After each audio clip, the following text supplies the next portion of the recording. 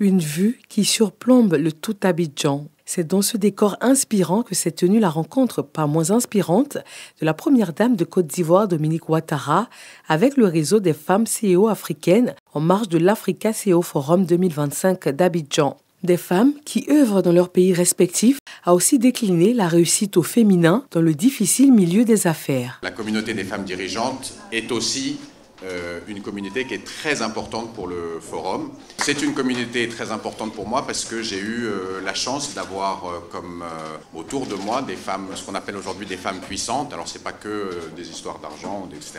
C'est des femmes inspirantes qui ont du leadership dans plein de domaines. Ces moments privilégiés avec la première dame ont ouvert la discussion sur l'importance de l'entrepreneuriat féminin et du soutien aux femmes. Partage d'expériences également auquel Dominique Ouattara s'est bien volontiers prêté. Avant de m'engager pleinement dans l'humanitaire, j'ai eu l'heureuse expérience de mener une carrière bien remplie dans le secteur privé.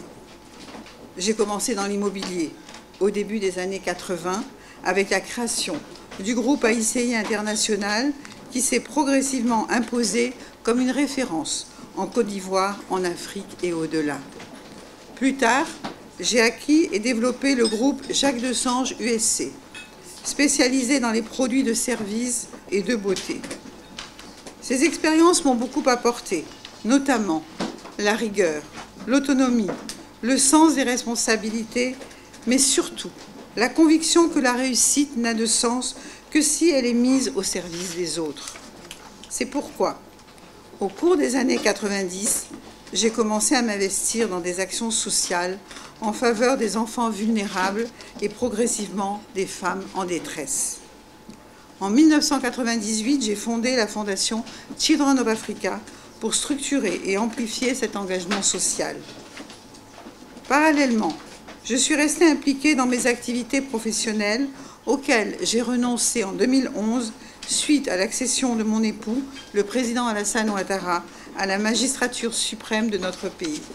La First Lady ivoirienne a appelé à la solidarité active entre femmes. Au-delà de nos réussites individuelles, nous portons toute la responsabilité collective d'ouvrir la voie à celles qui viendront après nous. Je vous encourage donc, chères sœurs, à continuer d'oser, à entreprendre avec audace, mais aussi à tendre la main aux autres, car c'est en unissant nos forces, en partageant nos expériences, en construisant des ponts entre les générations que nous renforcerons notre place dans les sphères de décision.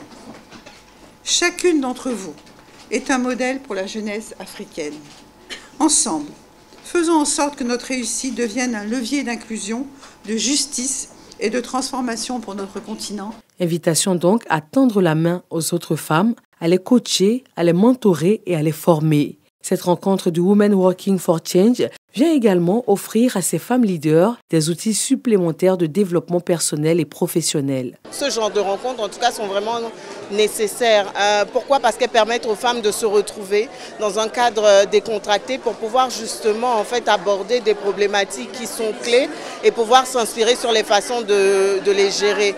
L'investissement au féminin est important. Notre plateforme, nous permettons à toute personne, et notamment les femmes, de commencer dans le monde de l'investissement. Et je remercie la première dame d'avoir étayé quelques mots à ce sujet. On a de meilleurs résultats quand nous collaborons sur les divers sujets. À travers les échanges de cette mi-journée placée sous le signe du partage et de l'engagement, la première dame et les patronnes d'entreprises ont réaffirmé leur volonté de bâtir un avenir où la gente féminine occupe une place cruciale dans le développement socio-économique de l'Afrique. Elles sont réunies au sein du Women Working for Change, une plateforme de plus de 1000 femmes dirigeantes du continent qui fait de la parité et de l'équité un enjeu stratégique pour les entreprises africaines.